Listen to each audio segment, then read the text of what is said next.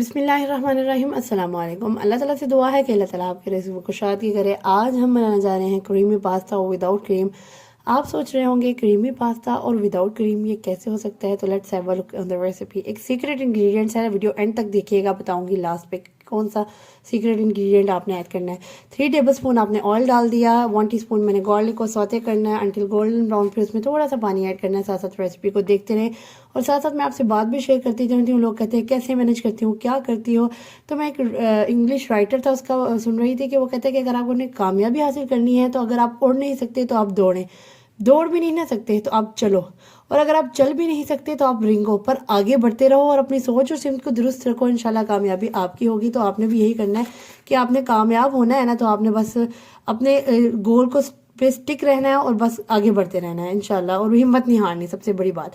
Chicken add किया है मैंने 2 to 3 स्ट्रिप्स, क्योंकि 2 बाउल पास्ता बना रही हूँ उसके हिसाब से। 1/4 बाउल जो है, थोड़े थोड़े बाउल जो है वो मैंने वेजिटेबल गाजर और शिमला मिर्च ऐड कर दी है। तकरीबन हाफ बाउल से थोड़ी कम, क्योंकि पास्ता मैं 2 बाउल बना रही हूँ उसके हिसाब से इंग्रेडिएंट बता रही हूँ। हाफ चिकन क्यूब ऐड किया है, 2 टेबल स्पून भर के मैंने उसमें सोया सॉस और सिरका ऐड कर देना है। ठीक है, सबसे पहले लहसुन को सौते किया, उसके बाद 2 to 3 स्ट्रिप्स चिकन की ऐड किया, उसको अच्छी तरह से पका लेना है 5 से 7 मिनट। उसके बाद मैंने इसमें वेजिटेबल्स ऐड की हैं, फ्रीज हुई होती हैं। उसके बाद मैंने इसमें चिकन क्यूब ऐड कर दिया। इन सबको ऐड करने के बाद अच्छी तरह पकाने के बाद आपने क्या करना है, फुल आंच पे पकाना है, ये भी याद रखिएगा। वेजिटेबल्स को हल्की आंच पे बिल्कुल नहीं पकाना, वरना बहुत सॉफ्ट हो जाती हैं।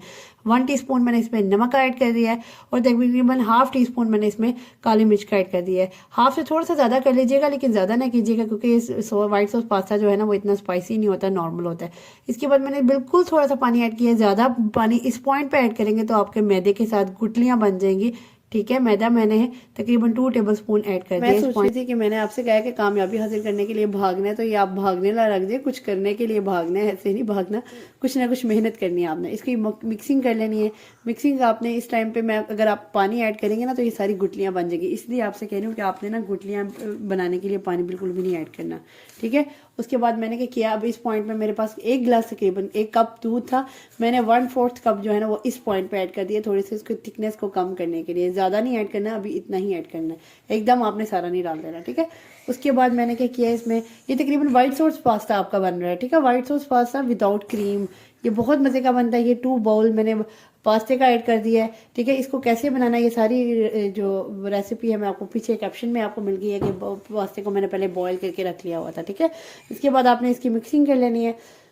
मिक्सिंग करने के बाद ये सारा मिक्सचर इसमें मिक्स हो गया है, तो मैंने रिमेनिंग जो दूध था वो जो रह गया था वो मैंने अब इस पॉइंट में ऐड कर दिया है। दूध ऐड करने के बाद आपने क्या करना है, इसकी अगेन मिक्सिंग कर लेनी है। और बिल्कुल लास्ट पे एक सीक्रेट इंग्रेडिएंट क्या है जो मैंने ऐड करना है, तो वो है मलाई। मलाई मैंने इसमें ऐड कर दी है।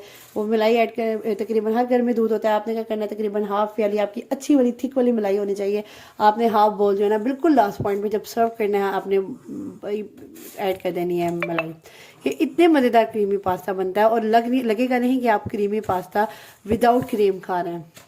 ये तकरीबन वही टेस्ट आता है आपका क्रीमी पास्ता में जो आप क्रीम डाल के बनाते हैं, तो मलाई डाल के बनाते हैं, क्योंकि हर किसी को पास्ता बहुत पसंद होता है। तो वो हर कोई चाह रहा होता है कि मैं मज़ेदार सा पास्ता खाऊं, तो आप ऐसे करें, घर पे क्रीम निकालें और मज़ेदार से ये पास्ता बना लें।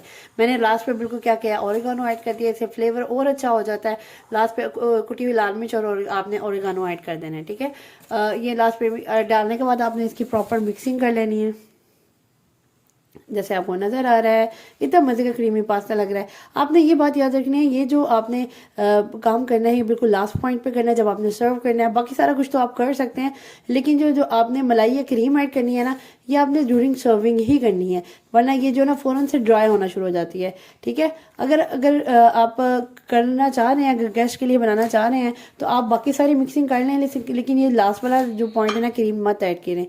कि मेरी रेसिपी कंप्लीट है। अगर आज की रेसिपी आपको मेरी पसंद आई है तो do follow me and subscribe to my channel.